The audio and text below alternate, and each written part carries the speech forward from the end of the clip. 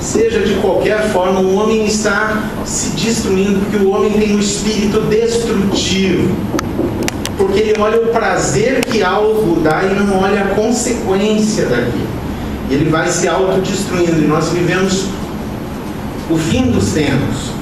Então, quando a gente vai para 2 Timóteo, no capítulo 3, o verso 1, e eu quero pedir que você abra lá essa palavra, nós vamos estar lendo, porque esse é o nosso texto introdutório, para nós meditar.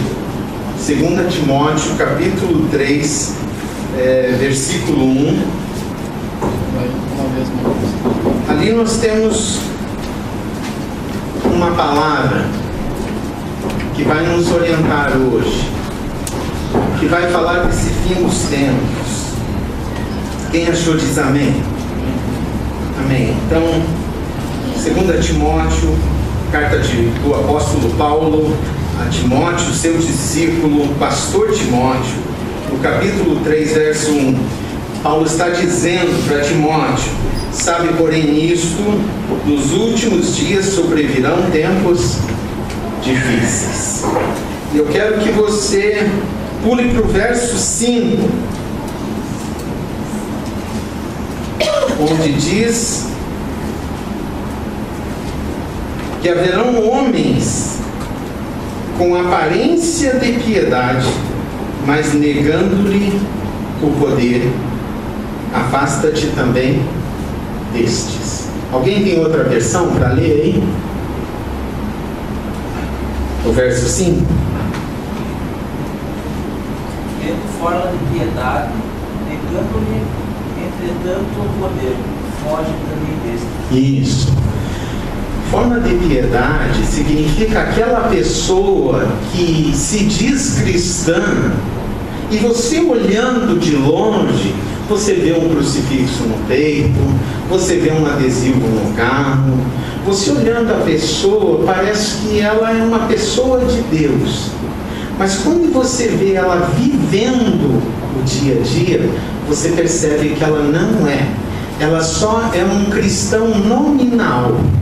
Só tem o nome de cristão, mas não vive o cristianismo. E eu acho interessante que o apóstolo Paulo fala desses tempos difíceis, Nos últimos dias haverão tempos difíceis. Ventos trarão ensinos errados. Circunstâncias vão levar o povo de Deus a situações difíceis, e a gente vai olhar e vai dizer: mas aquela é uma pessoa que vai na igreja, aquele é um homem que se diz cristão. E a gente fica assustado com essas coisas. Ventos difíceis no meio da igreja, situações difíceis no meio do povo de Deus, e situações difíceis para o povo de Deus. A igreja, ela foi chamada para uma missão: lutar contra as ações malignas. E é só lembrar Efésios 6, a nossa luta não é contra a carne e o sangue. Então é uma batalha espiritual. Mas é fácil lutar essa batalha espiritual quando você vê uma pessoa endemoniada, que você põe a mão na cabeça, repreende o demônio e manda embora. É fácil lutar essa batalha espiritual na missão da igreja quando você sente opressão maligna e você repreende. Mas tem um outro lado na missão da igreja que vai além da luta contra as ações malignas, que é uma batalha espiritual. É a igreja, em sua missão, resistir contra as ações malignas que vêm disfarçadas pelas ideologias humanas. É quando homens dito cristãos começam a trazer ideias para a nação, para o país, para o estado ou para a cidade, que não vem de Deus. Não adianta, quando alguém tem uma ideia diferente da palavra de Deus, você ir lá e pôr a mão na cabeça e expulsar. Porque não é um demônio, é uma ideologia, é uma capacidade intelectual para projetar algo e lançar à sociedade como uma nova ideia. Então a igreja tem duas formas de lutar, porque quando a igreja em sua missão luta contra as ações malignas espirituais, você ora, você jejua, você repreende. Mas quando a igreja em sua missão encontra essas ações malignas através de ações humanas, nós ficamos meio que reféns dessa situação. E nós não sabemos muito bem o que fazer quando ideias são contrárias. Nós fomos chamados por Deus para resistir às ações malignas, refletidas em ações carnais através dos homens. E quando a batalha é espiritual, você enfrenta. Mas quando a batalha vem através de homens carnais, então nós temos que aprender que o Senhor nos chama a resistência. Resistir. Esse é o chamado para a igreja. Deus te chamou e o sangue de Jesus te salvou.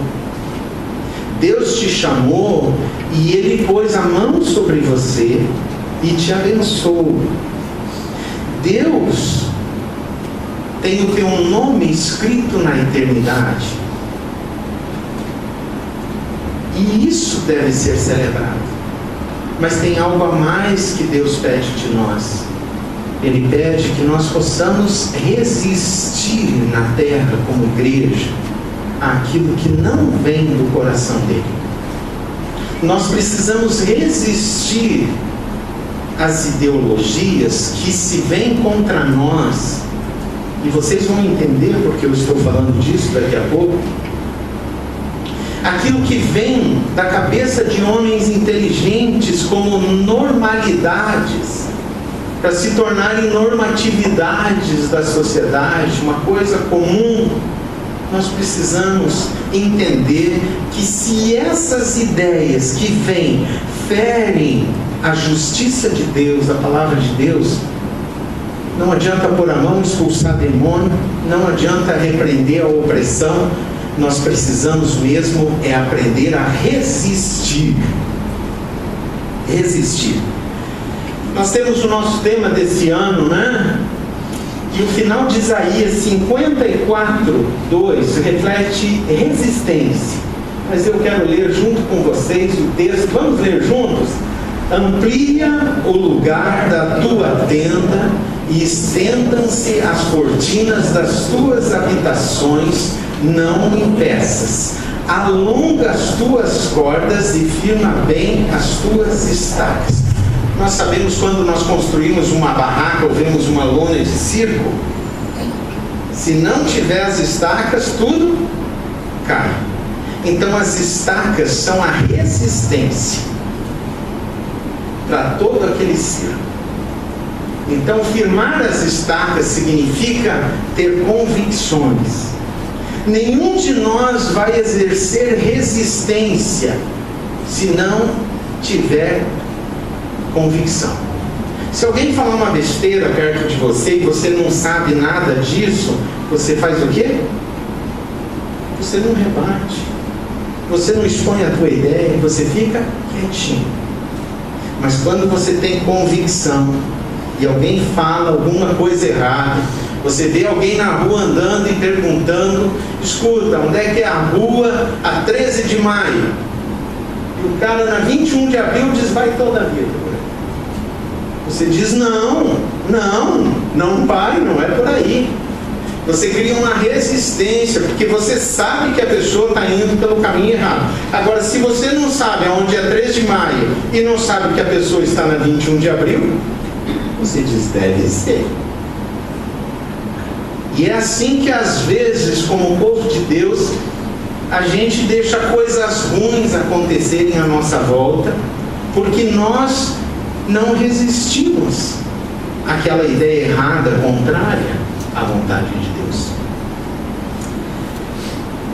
Firma bem as tuas estacas. O Senhor está dizendo, tenha convicção para que você possa resistir àquilo que não vem de Deus.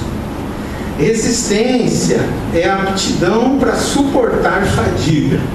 Essa é a primeira ideia de resistência, né? Um soldado é resistente porque ele treina tanto que ele tem uma aptidão para suportar fadiga. Então, essa é a primeira ideia. A segunda de resistência é recusa de submissão a uma vontade injusta. Nós sabemos que Deus é justo e o que a palavra de Deus diz é justo e correto. Agora, quando alguém fala algo que é injusto, nós precisamos produzir resistência. Esse é o chamado de Deus para o seu povo. Não é só para ser salvo em Jesus, para adorar o Senhor e receber as bênçãos e o cuidado de Deus. O Senhor nos chama também para resistir nesse mundo aquilo que não está correto, as injustiças que estão acontecendo. Quando você vai para Malaquias, e eu vou pedir para você abrir ali, porque esse texto é muito importante para essa noite. Então é o último livro do Antigo Testamento, fica antes de Mateus, né? É fácil de você achar. Eu quero pedir para você, meu querido, prestar atenção nesse texto.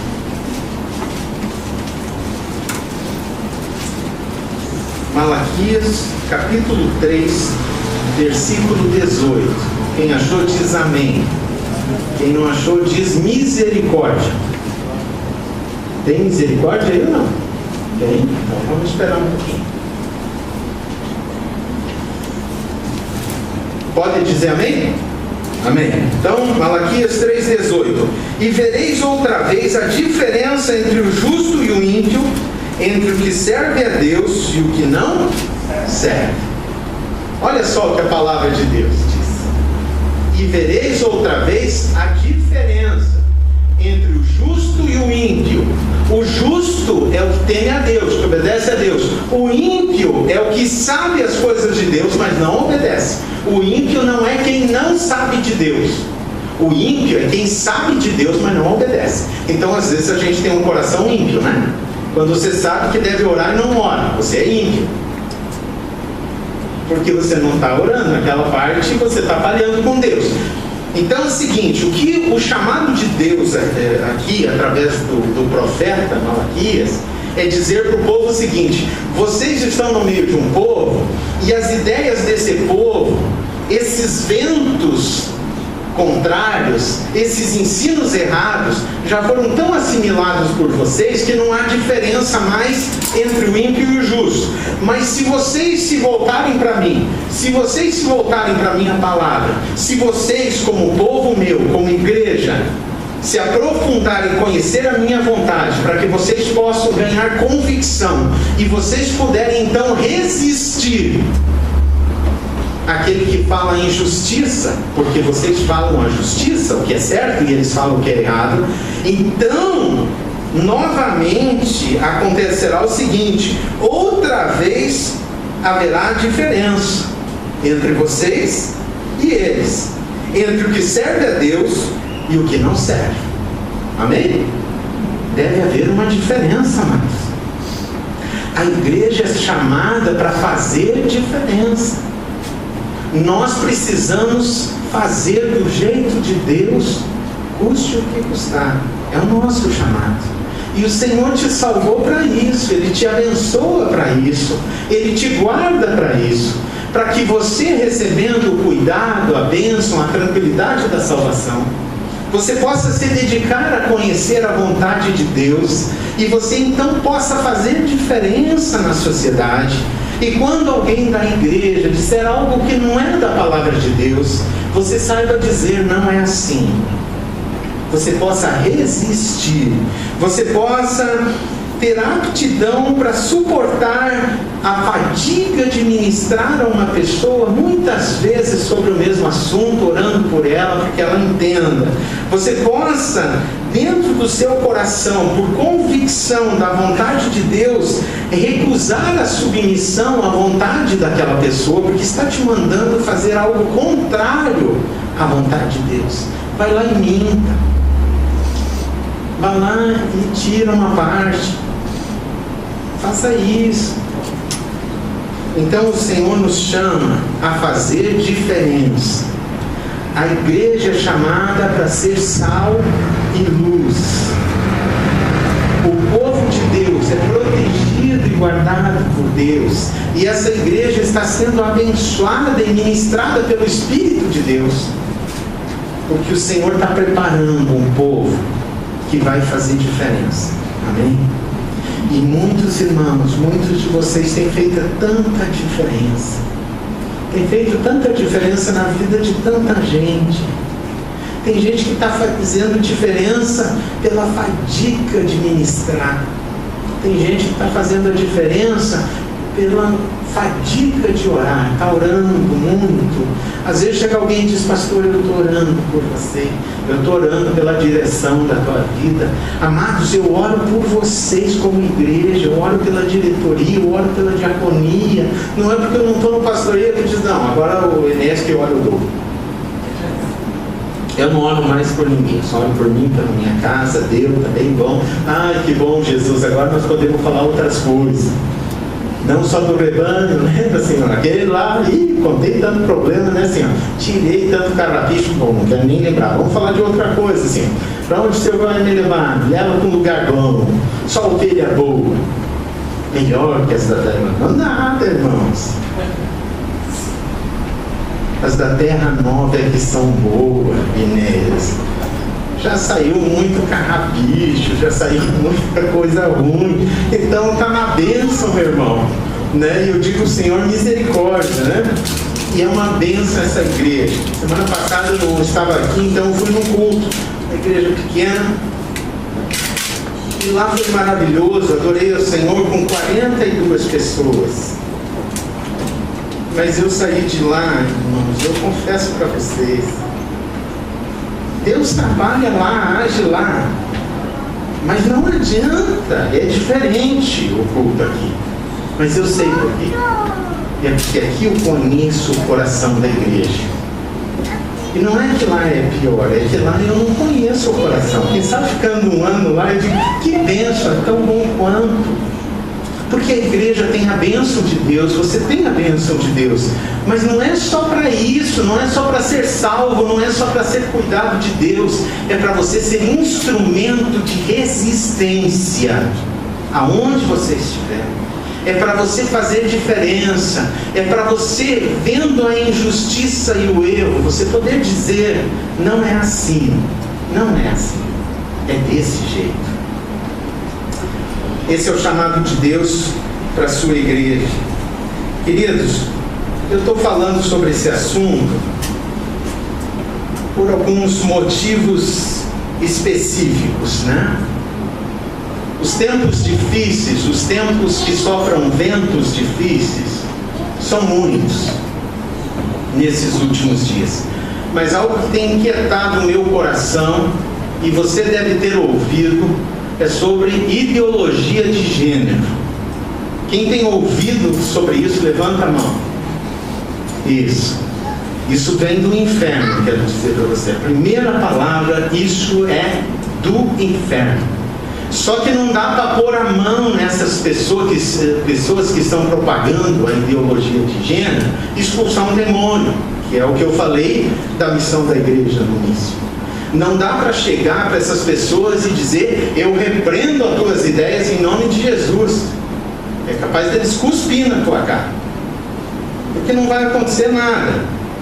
Então, quando é o demônio direto, a gente enfrenta, a gente luta contra, mete a mão e manda embora. Mas quando a ação do inferno vem através de uma mente inteligente, então não tem como você lutar com isso, a não ser com a convicção de qual é a vontade de Deus. E isso se chama resistência.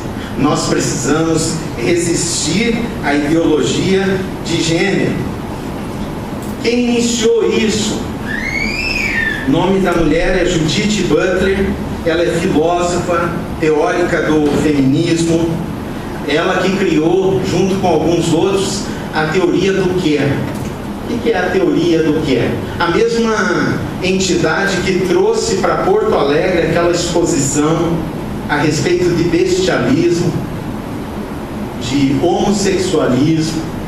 Quem viu na internet, ou leu, assistiu na televisão, sabe o que eles expuseram ali, né? Como arte.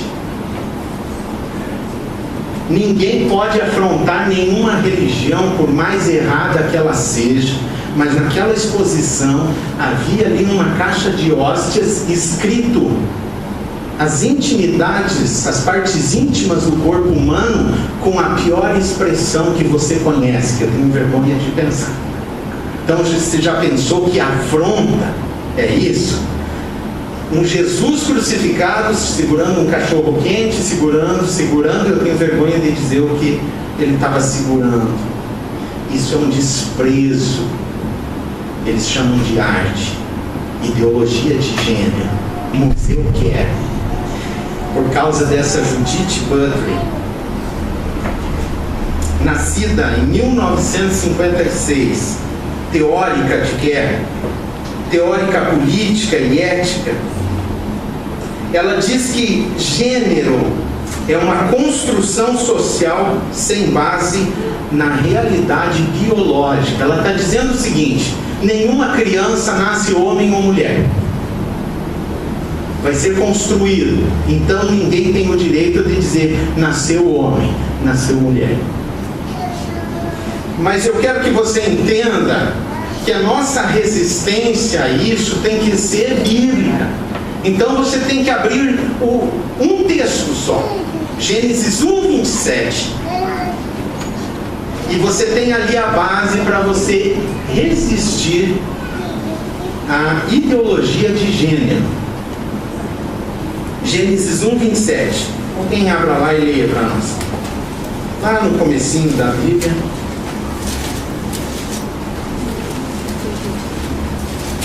Criou Deus o homem, a sua imagem, a imagem de Deus criou homem e mulher. Olha aí. Alguém tem outra versão? Leia aí, bem alto para nós.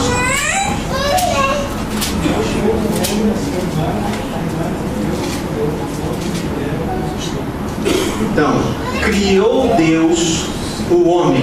O homem aqui não é o macho. O homem é o gênero humano.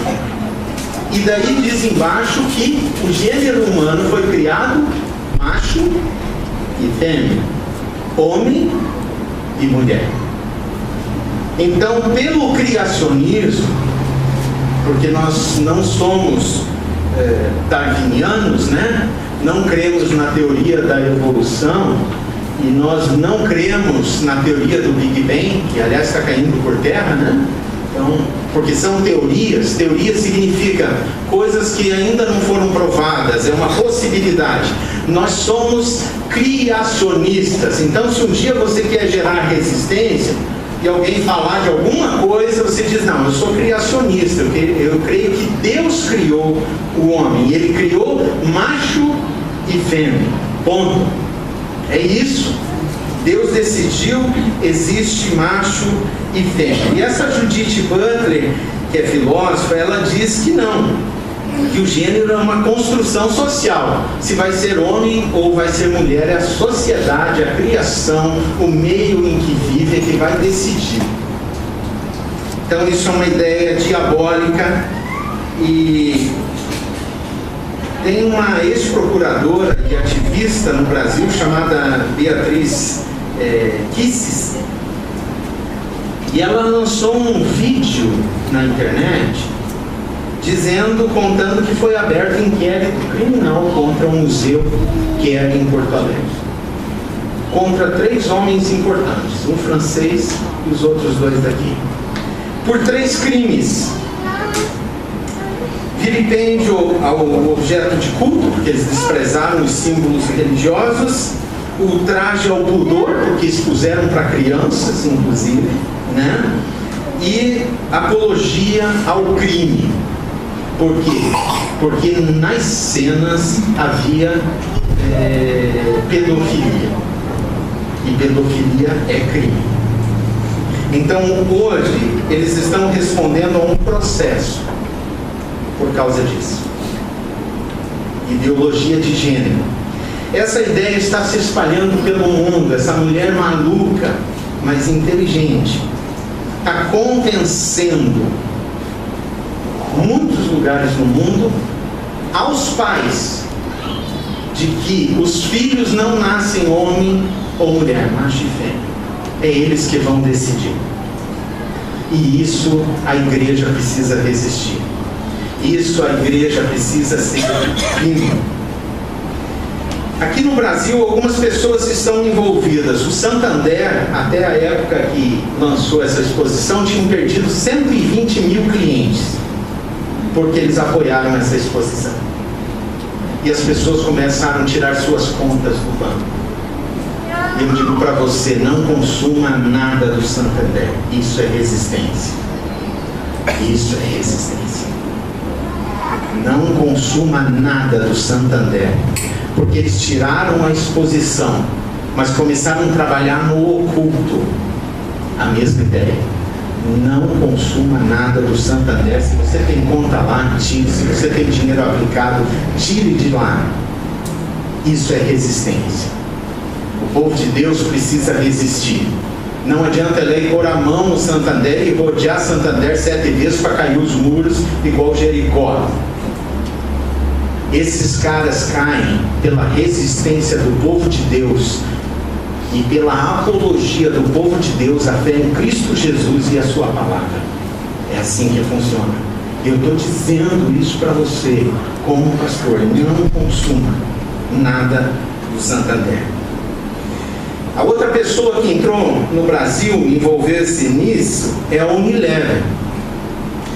E eu acabei assinando um boicote aos produtos, eu como pessoa. É o meu jeito de resistir, né? Porque não adianta lá impor as mãos nos produtos e dizer que quebra essa empresa. Não, eu tenho que fazer alguma coisa. Então eu assinei, porque o Guilherme Ferreira de Belo Horizonte me mandou um artigo me contando sobre a Unilever, né, que publicou no YouTube um vídeo e promove no YouTube ideologia de gênero. Eu não quis trazer por causa das crianças, tá? Eu não sabia quem estaria aqui, então preferi não trazer. E o vídeo ele recorre a um slogan, aliás, bem mascarado, né? Dizendo que não há brinquedo mais de menino ou de menina. Tem que deixar as meninas brincar com os carrinhos, com arminha, e deixa os meninos trocar fraldinha nas bonecas e ter coleção de panelinha, né? Então, ideologia de gênero. Queridos, o nascimento define pelo criacionismo se é homem ou se é mulher. E é o nosso papel criar o que Deus determinou naquela personalidade. Nós não podemos mudar o que Deus fez. Não adianta você criar uma galinha como um macaco. Ela pode até subir em árvore, mas não vai se agarrar em galho pelo rabo. É lógico que nós entendemos da onde vem a ideologia de gênero. O discurso deles é de que ninguém é homem ou mulher. O mesmo discurso da Judith Butler. O mesmo. Isso está se espalhando assim como praga. E as pessoas estão aderindo, estão achando bonito por causa desse movimento LGBT. Nada contra as pessoas, mas tudo aquilo que afronta a palavra de Deus, nós precisamos resistir. E aí eu assinei um boicote. Dizia assim: boicotarei os produtos da marca Unilever. Escrevo para informar que boicotarei os produtos da Unilever, que eles têm que saber, Eu não quero boicotar sem ele saber. Eu quero que ele saiba. Então, boicotarei os produtos da Unilever enquanto a empresa continuar promovendo a ideologia de gênero, tal como feito por meio de vídeo da marca Omo, veiculada no YouTube no dia 6/10/2017. Além disso, farei propaganda negativa das marcas para os meus amigos e familiares. Meus amigos, estou aqui fazendo propaganda negativa contra a Unilever. E quero dizer para você mais: não consuma mais produtos da Unilever, porque eles estão protegendo e defendendo essa ideologia de gênero. Nós decidimos isso lá em casa e nós vamos fazer isso, porque isso se chama resistência. Ir contra aquilo que é injusto, né? Uns 15 anos usando Axe, acabou. Último tubinho, né, Dani? Vamos achar outro, né? Então, Axe, Becel, Cif, Comfort, Dove, Hellmann's, Knorr, Omo, Rexona, Lux, Lifebuoy, Seda, Surf, 3M, Unilever Food, Vim, Ala, Arisco, Brilhante. E você entra na internet e você vai saber a gama de marcas, que são algumas. Substitua, porque o que eles deveriam fazer, na verdade, né, era oferecer bons produtos aos consumidores e não estar se intrometendo na educação dos filhos. Não deveriam. Eles se intrometeram no lugar errado. E eu quero dizer para você: corte, mude, porque isso se chama resistência e é só para quem tem convicção da palavra de Deus. Ainda, se você assiste novelas da Globo, apague a Globo. Pare de assistir. Eles fazem apologia à ideologia de gênero. É só você assistir, você vai ver. Os artistas discutiram em público defendendo a ideologia de gênero. Então, quem faz isso? Resistência. E nós não vamos bater em ninguém, nós não vamos ser violentos com ninguém. O que nós vamos fazer é resistir, boicotando, orando ao Senhor que nos dê graça e força para lutar até o fim. Pasme, agora a parte mais difícil. Nos últimos tempos difíceis. O MEC, o Ministério da Educação e Cultura, nas suas diretrizes de base para a educação no Brasil, inseriu por imposição a ideologia de gênero. E o que eles vão fazer? Eles querem trabalhar a partir das crianças uma nova sociedade. Você já imaginou, gente? Você já imaginou o que vai dar? Qual o objetivo do programa oficial do governo, do nosso governo, tá? É desconstruir a heteronormatividade.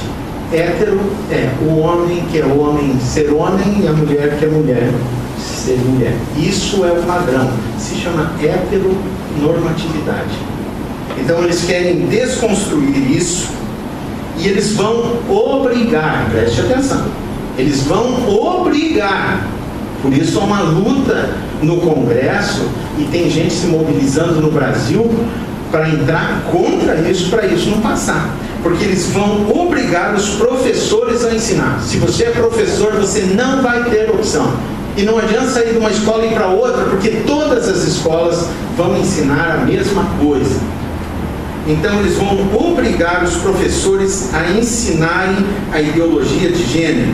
Eles vão obrigar os filhos a aprenderem, porque o teu filho, a tua filha vai estar lá. Então, se nós não ensinarmos os nossos filhos, eles vão aprender isso lá, essa coisa diabólica. Então, eles vão obrigar os nossos filhos a aprenderem e vão obrigar os pais a aceitarem, porque não adianta você trocar de escola. Outra, é lei, você tem que pôr a criança na escola. Você está vendo como tudo é articulado? Ser obrigado a pôr na escola e eles ensinam o que eles querem. E a partir das crianças se constrói tudo.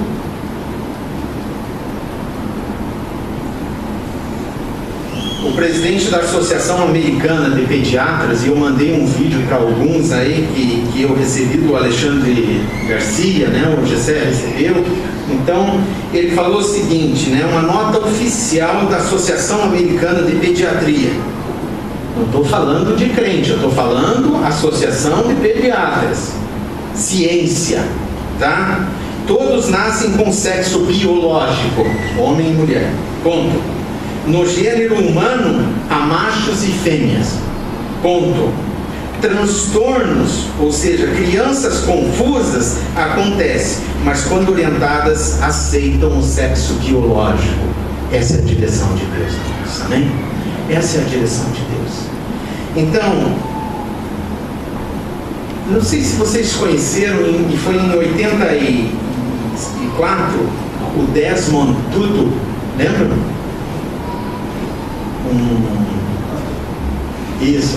Um negão, ele é arcebispo, ele ganhou o prêmio Nobel. Por quê? Ele foi o cara que lutou pela humanidade. E luta.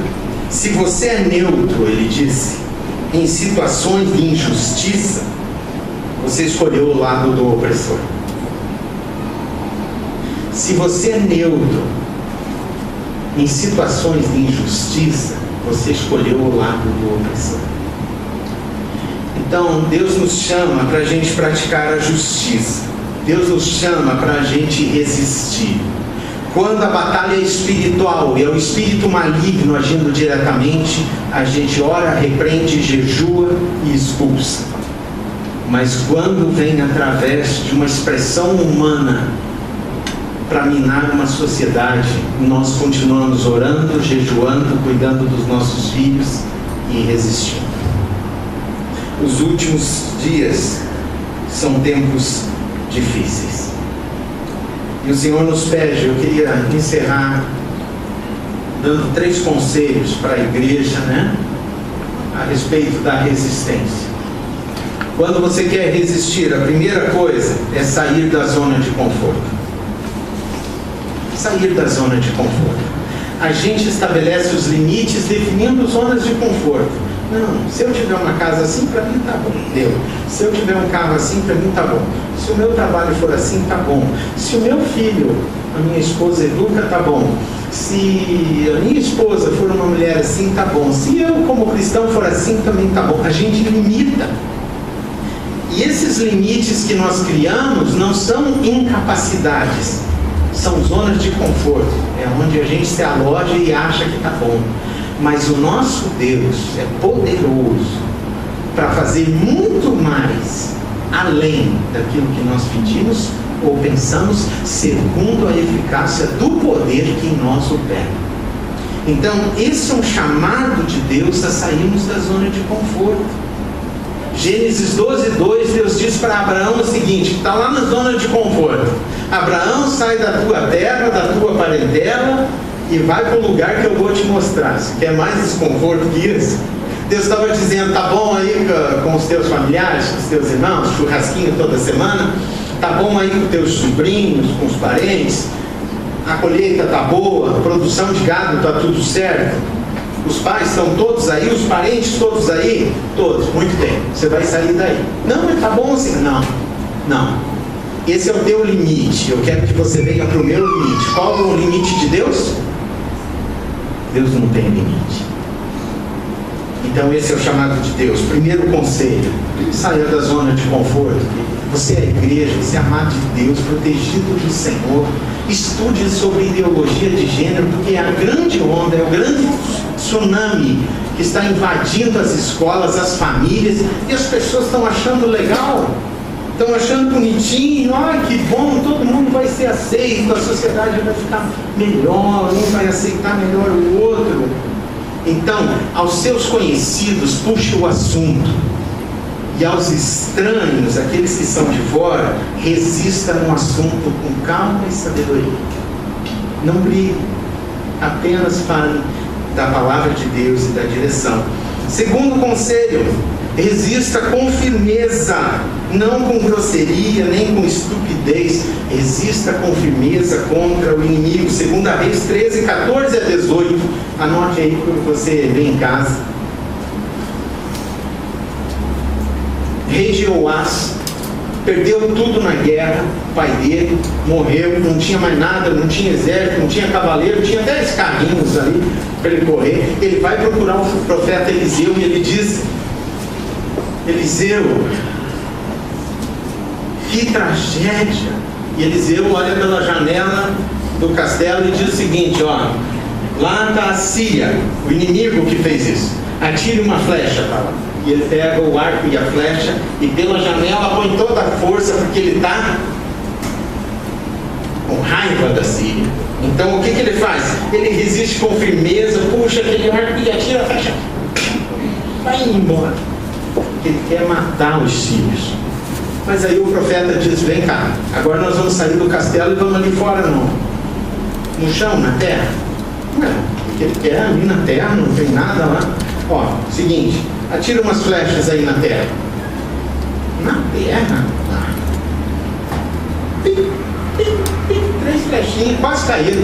Sabe quando você atira uma coisa fraca? Finca e cai, né? Aí Eliseu disse para ele assim: ó, por causa disso você vai perder a guerra. Você vai ganhar 3 guerras, as 3 flechas que você atirou, você vai ganhar.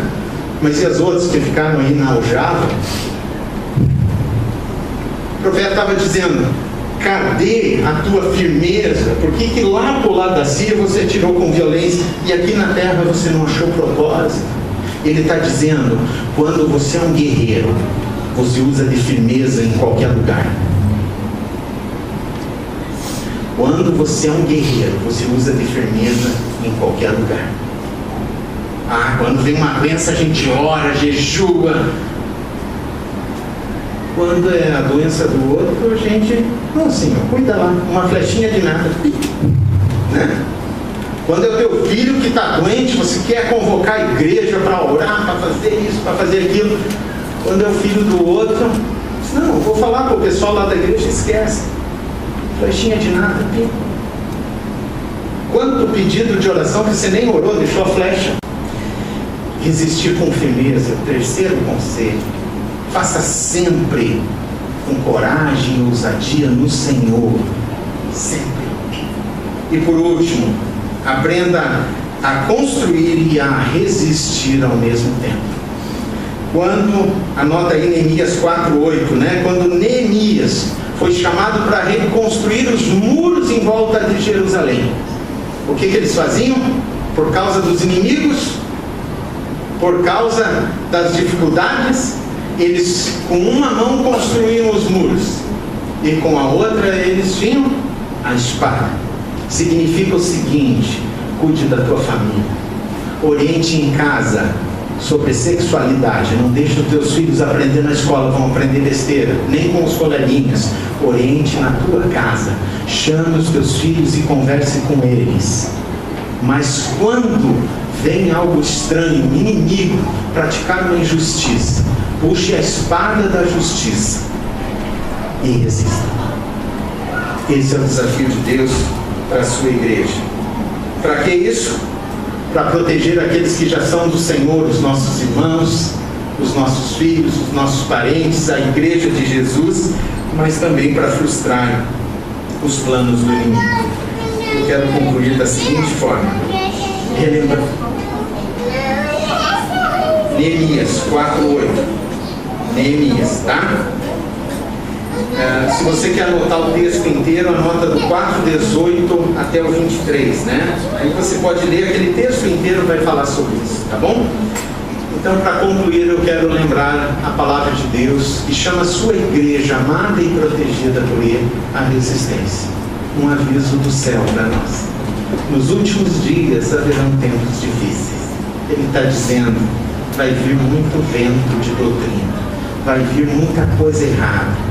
Hoje é ideologia de gênero, mas o Senhor chama o seu povo à resistência.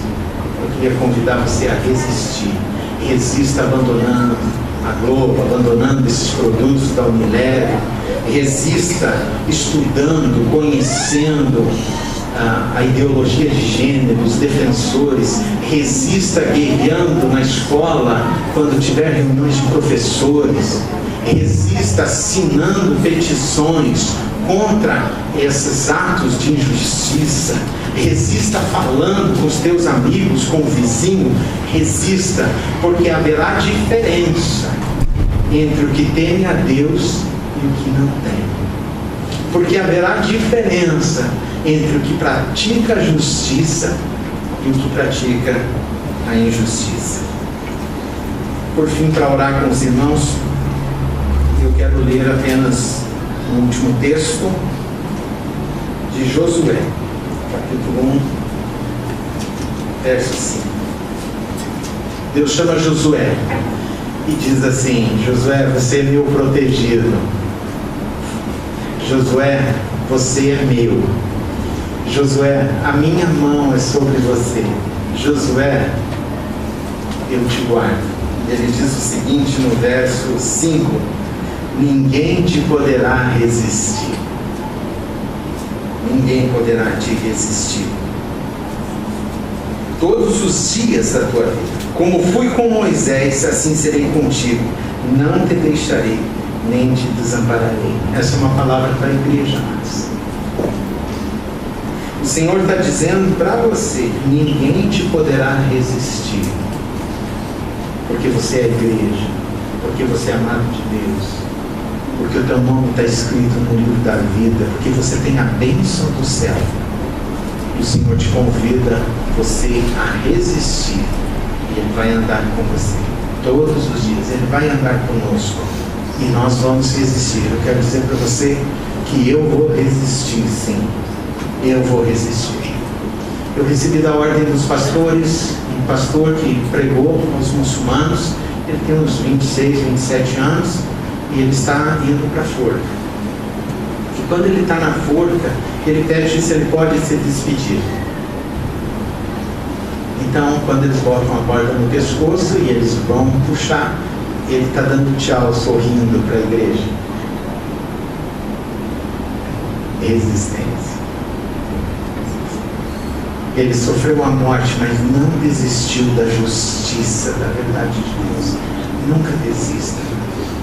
Resista. Esse é o chamado de Deus para você.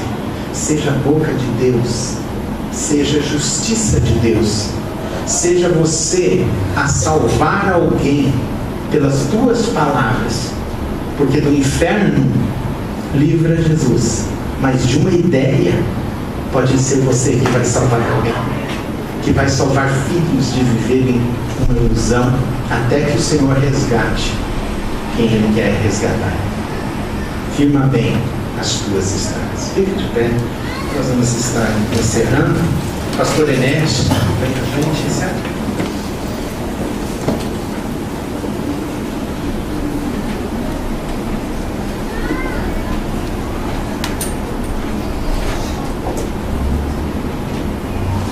Irmãos, que essa palavra possa ser guardada no seu coração. Enquanto o pastor ministrava, antes mesmo dele citar Neemias, eu lembrava daquela palavra de hoje à tarde. E no versículo 15, no capítulo 4, ele vai dizer o seguinte, no 14: não os temais, lembrai-vos do Senhor grande e temível, e pelejai pelos vossos irmãos, vossos filhos, vossas filhas, vossas mulheres e vossas casas. Esse é o nosso chamado.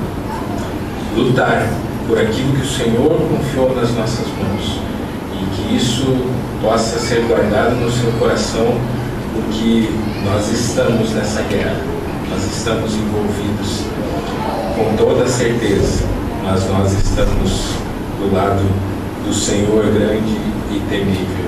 Amém, irmãos? Quero só agradecer então a presença do Cristiano, que veio com a Edith, está aqui ainda. Deus abençoe a vida de vocês, vocês possam ser abençoados com essa palavra e que o Espírito Santo possa continuar a ministrar no coração de vocês. Vamos estar orando então, irmãos. Pai, em nome de Jesus, nós ouvimos a Tua voz. que a Tua palavra, Senhor, ela é viva, ela é eficaz. Há mais de 2000 anos o Senhor já dizia essas coisas para nós, Pai. E hoje nós estamos vivendo tempos difíceis, Senhor, porém tempos onde o Senhor tem levantado homens e mulheres que pregam a Tua palavra e que estão dispostos a lutar por suas famílias, a lutar por seus filhos e lutar, Senhor, pela Tua palavra como preciosidade, Senhor, como meta principal da nossa vida, Senhor, agradar somente ao Senhor. E não cederemos, Senhor, aquilo que tem tentado, Senhor, desviar o nosso foco da Tua palavra, Pai. Por isso, em nome de Jesus, que o Senhor esteja nos concedendo a graça, Senhor, de termos a sabedoria do alto para lutarmos, Senhor, a batalha espiritual que se levanta contra a Tua igreja, e que o Senhor nos dê sabedoria para responder a qualquer a razão da esperança que temos no Senhor, Pai. Como a Tua palavra nos ensina, que em nome de Jesus nós tenhamos a condição, Senhor, de durante essa próxima semana estarmos, Senhor, sendo instrumentos do Senhor, para que ninguém se perca, para que as nossas crianças não se percam, Deus, para que aqueles que estão com os joelhos trementes, Senhor, não se percam, e nós sejamos, Senhor, a boca do Senhor, ministrando a palavra, Senhor, de restauração, de transformação, Senhor, e de vida no coração daqueles que passarem por nós, Pai. Para que sejamos, Senhor, homens e mulheres, Senhor, que lutam segundo a Tua palavra, Pai, e não sobre essas ideologias humanas que surgem para tentar confundir, Senhor, os Teus servos. Mas nós permaneceremos firmes com aquilo que o Senhor tem nos dado, que é o Teu Santo Espírito em nós. Nada pode confundir o Filho de Deus que se volta para o Senhor, Pai. E por isso nós queremos Te agradecer por esse tempo, essa palavra, esse culto que podemos prestar ao Senhor, e que o amor de Deus Pai e a graça do Senhor Jesus Cristo e a comunhão do Espírito Santo esteja conosco durante essa semana e todos os dias e para sempre. E a igreja diz amém. Amém, irmãos. Vão na paz do Senhor, abrace o seu irmão e